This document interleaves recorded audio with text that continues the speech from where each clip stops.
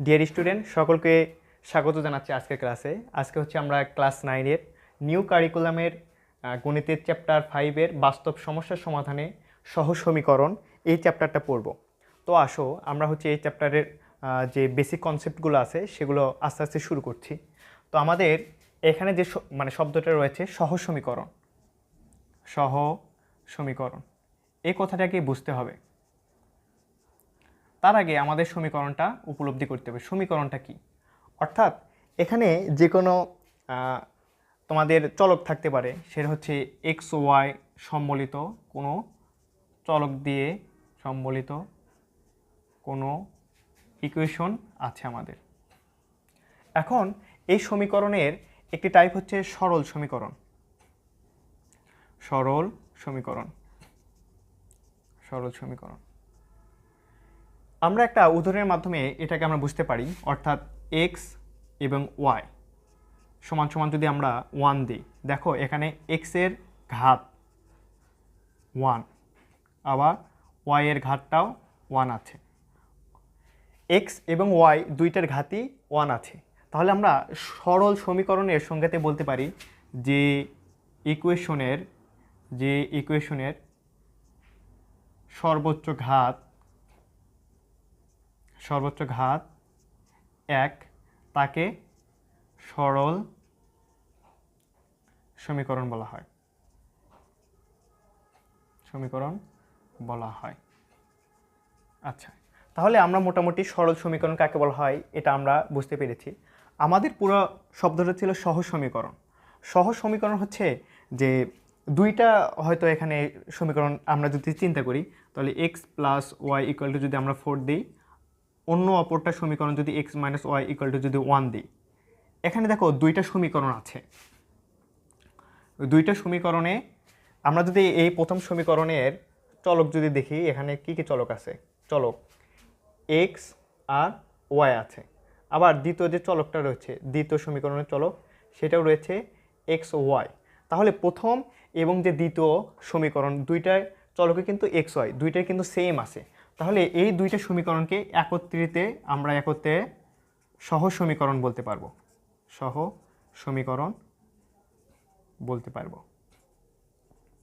বলতে পারি। কিন্তু এখানে যদি X plus Y plus Z equal to যদি 5 দেওয়া থাকে, তাহলে কি আমরা এই সমীকরণকে সহজ সমীকরণ বলতে পারবো না? কারণ কি এখানে আমাদের চলক রয়েছে কয়টা? 3টা, এক্স ওয়াই জেড, তিনটা চলক রয়েছে। উপরের দুইটা সমীকরণের চলক ছিল শুধুমাত্র এক্স ওয়াই, কিন্তু 3 নম্বর সমীকরণের এখানে চলক আছে 3টা, এক্স ওয়াই জেড। তাহলে এই 3টা কিন্তু সহজ সমীকরণ নয়। কিন্তু আমরা যদি এখানে X plus Y minus Z equal to যদি 4 দিই, এটা 4 নম্বর সমীকরণ দিই, দেখো এই সমীকরণের চলকটা কিন্তু কি এক্স ওয়াই জেড। তাহলে দেখো নিচের যে দুইটা সমীকরণ আছে, এই দুইটা সমীকরণ কিন্তু চলকগুলো সেম আছে। তাহলে এই দুইটা সমীকরণ কিন্তু আমরা সহজ সমীকরণ বলতে পারবো। আচ্ছা জি, প্রিয় শিক্ষার্থীরা, আমরা এখানে দেখলাম যে কিভাবে দুইটা সমীকরণকে সহজ সমীকরণ বলা হয়। তো আসো আমাদের যে চ্যাপ্টারগুলোতে রয়েছে, আমাদেরকে এই চ্যাপ্টারগুলোতে মূলত যে সমীকরণটা রয়েছে সেই সমীকরণ সমাধান করব। আর সমীকরণ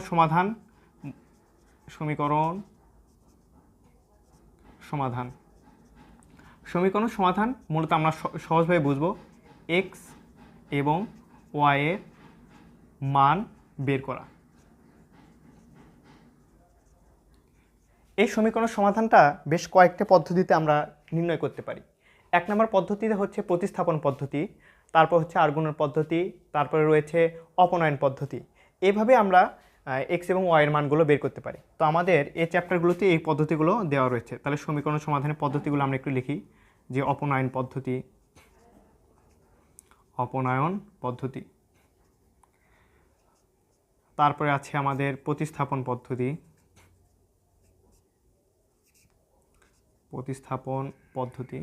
তারপরে রয়েছে আমাদের আর্গুণ পদ্ধতি,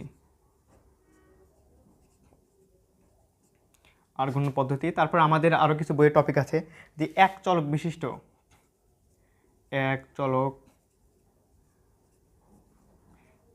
বিশিষ্ট ইকুয়েশন সলভ। আর হচ্ছে দুই চলক বিশিষ্ট একঘাতী ইকুয়েশন সলভ। আর একটা আছে হচ্ছে লেখচিত্রের সাহায্যে সমীকরণ সলভ। লেখচিত্রের সাহায্যে ইকুয়েশন সলভ। তো আমরা ক্রমান্বয়ে সবগুলো পদ্ধতি সম্পর্কে আলোচনা করব। তো আজকে মূলত আমরা আলোচনা করছি প্রতিস্থাপন পদ্ধতি, এটা নিয়ে। তো আসো আমরা প্রতিস্থাপন পদ্ধতি নিয়ে আলোচনা করি। তাহলে আমরা টাইপের নাম দিয়ে ফেলি যে প্রতিস্থাপন পদ্ধতি।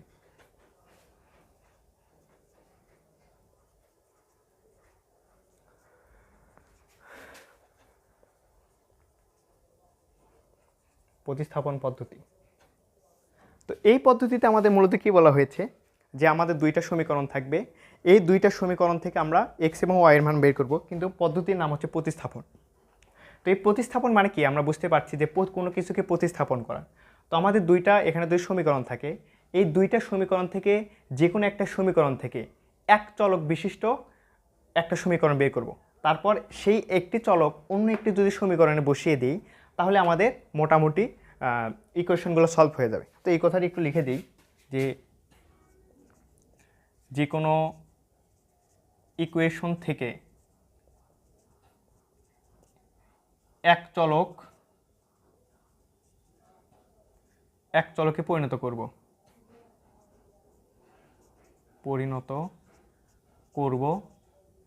এবং সেটা অন্য ইকুয়েশনে বসিয়ে আমরা বোর্ডে হচ্ছে দুইটা সমীকরণ রেখেছি। এই দুইটা সমীকরণের প্রথমটাকে হয়তো আমরা 1 নাম্বার দিয়ে প্রকাশ করলাম, 2 নাম্বারকে 2 নাম্বার দ্বারা প্রকাশ করলাম।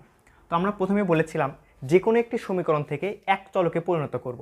সাপোজ আমরা 2 নাম্বার সমীকরণ থেকে পাই, লিখলাম 2 নং ইকুয়েশন হতে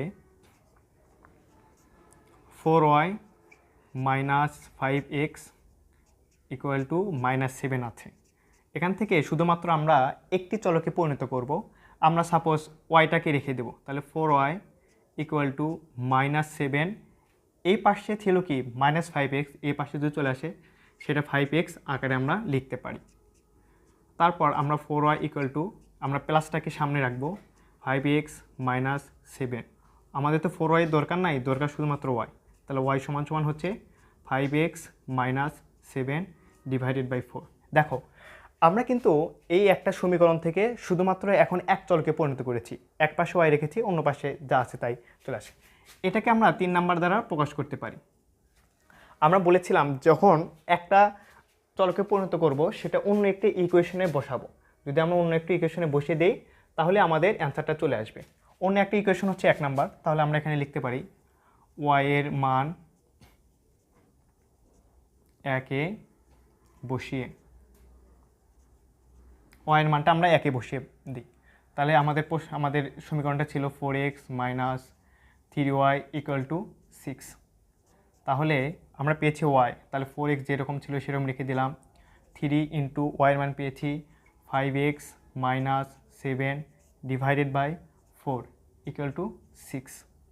তারপর আমরা গুণন করে দেব, 3-5 15x মাইনাস 3-7 21 ডিভাইডেড বাই 4, এই সাইডে ছিল 6।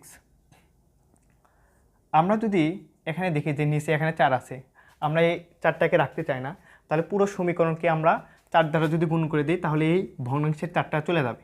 তাহলে লিখতে পারি 4 গুণন 4x - 4 গুণন 15x - 21 divided by 4 equal two 4 গুণন 6। দেখো আমরা কি লিখতে পারি, 4 4 16x, এই 4 যদি কেটে দেই তাহলে আমাদের থাকবে প্লাস মাইনাসে মাইনাস 15x মাইনাস মাইনাসে প্লাস 21, এখানে 4-6 24। তাহলে আমরা শুধুমাত্র এখন দেখো সবগুলো মিলে একটা চলকে পরিণত হবে। এখানে x রয়েছে, এখানে x রয়েছে, x ছাড়া কিন্তু অন্য কোনো চলক নেই। তাহলে আমরা দেখো এই দুটোকে আমরা বিয়োগ করতে পারি, তাহলে 16 থেকে যদি 15 বাদ দিয়ে থাকবে কত x। আর এই পাশে আমরা চলকগুলো, এই পাশে আমরা কনস্ট্যান্টগুলো নিয়ে আসি, তাহলে 24 - 21, তাহলে থাকবে কি 3। তাহলে এখান থেকে আমরা পাচ্ছি কি এক্স এর মান 3। এখন মোটামুটি আমরা একটা মান পেয়েছি এক্স এর মান, কিন্তু আমাদের দরকার কি ওয়াই এর মানটাও। আমরা দেখো এখানে কিন্তু ওয়াই এর সমীকরণটা 3 নাম্বার দ্বারা প্রকাশ করেছি। এখন আমরা এই এক্স এর মান 3 নাম্বার সমীকরণে বসিয়ে দেব। এক্স এর মান 3-এ বসিয়ে,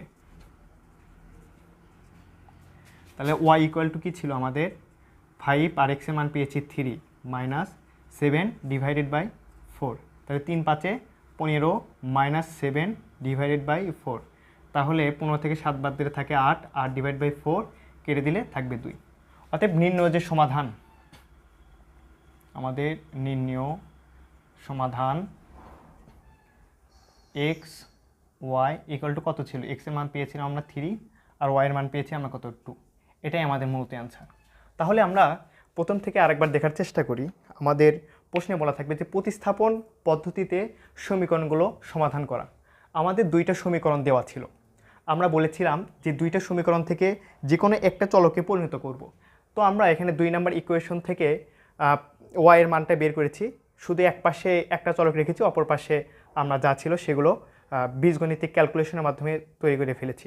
তারপর বলেছিলাম যে এক চলকে পরিণত করার পর অন্য একটা সমীকরণে ওয়াই এর মানটা বসিয়ে দিব। তাহলে ওয়াই এর মানটা 1 নম্বর সমীকরণে বসিয়ে আমরা ক্যালকুলেশন করে এখানে এক্স এর মান 3 পেয়েছি। এখন আমাদের ওয়াই এর মানটাও দরকার।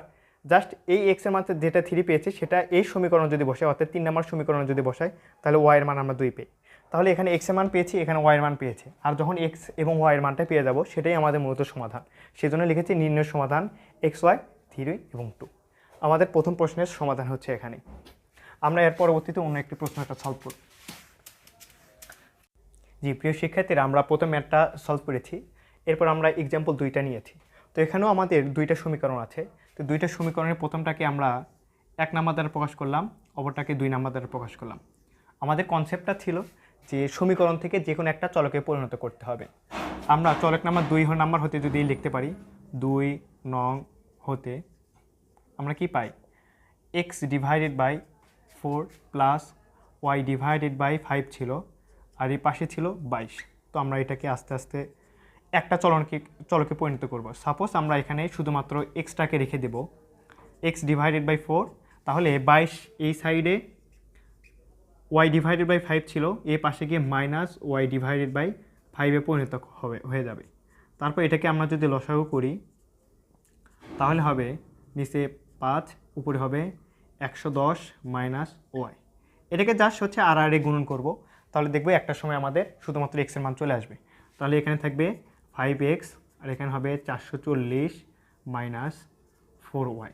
দেখো আমাদের কিন্তু এখানে এক চলকেও অলরেডি পরিণত হয়ে গেছে। এক পাশে কিন্তু এক্স রেখেছি, কিন্তু আমরা এক্সের সাথে 5 ছিল, 5কে ওই পাশে পাঠিয়ে দিলে এক্স ইকুয়াল টু আমরা কি লিখতে পারি, 440 মাইনাস 4y ডিভাইডেড বাই 5। আমরা কিন্তু অলরেডি শুধুমাত্র একটা চলকে পরিণত করেছি, সেই চলকটা হচ্ছে এক্স। এটাকে আমরা 3 নাম্বার দ্বারাও প্রকাশ করতে পারি। আমাদের মোটামুটি একটা প্রশ্নের কাজটা শেষ হয়ে গেছে। আমরা বলেছিলাম যখন এক চলকে পরিণত করব, তারপর অপর একটি সমীকরণে যেই চলকে পরিণত করেছি সেটা অন্য একটি সমীকরণে বসিয়ে দিব। আমরা 2 নং সমীকরণ ধরে কাজ করেছি, তাহলে অপর সমীকরণ হচ্ছে 1 নাম্বার। তাহলে আমরা লিখতে পারি এক্স এর মান 1 নংয়ে বসিয়ে, এক্স এর মান যদি 1 নংয়ে বসিয়ে পাই, দেখো আমাদের কি আসবে, তাহলে এক্স ডিভাইডেড বাই 5 ছিল প্লাস ওয়াই ডিভাইডেড বাই 4 ছিল, ইকুয়াল টু ছিল 23। তাহলে এক্স এর মান আমরা কি পেয়েছি, 440 মাইনাস 4y ডিভাইডেড বাই 5, এবং এই সমীকরণ ছিল নিচে 5 plus Y divided by 4 equal to হচ্ছে 23। জাস্ট এখান থেকে যদি আমরা ক্যালকুলেশন করি, তাহলে দেখব যে ওয়াই এর মান চলে আসবে। যদি আমরা মূলত সলভ করি, তাহলে দেখব যে ওয়াই এর মান চলে আসছে 60। তাহলে এখানে কিন্তু আমরা ওয়াই এর মান অলরেডি পেয়েছি। এই ওয়াই এর মান আবার এই সমীকরণে 3 নাম্বার যদি সমীকরণে বসিয়ে দিই, তাহলে এক্স এর মান পেয়ে যাব। আমরা তাহলে এটা করে ফেলি, এই পাশে করছি যে ওয়াই ছিল, এক্স ছিল আমাদের কত, 440 মাইনাস 4, ওয়াই এর মান পেয়েছি হচ্ছে 60 ডিভাইডেড বাই 5। তাহলে আমরা এক্সের একটি মান পেয়ে যাব, সেই মানটি হচ্ছে কত, 40। তাহলে এখান থেকে আমরা কিন্তু ওয়াই এর মান পেয়েছি, এক্স এর মান পেয়েছি। তাহলে ওয়াই এবং এক্স মানে এক্স এবং ওয়াই এর মান যদি পেয়ে যায় তাহলে কিন্তু আমাদের সমাধান হয়ে যায়। তাহলে আমরা লিখতে পারি নির্ণেয় সমাধান এক্স ওয়াই ইকুয়াল টু 40 আর হচ্ছে কি 60। এটাই হচ্ছে আমাদের অ্যান্সার।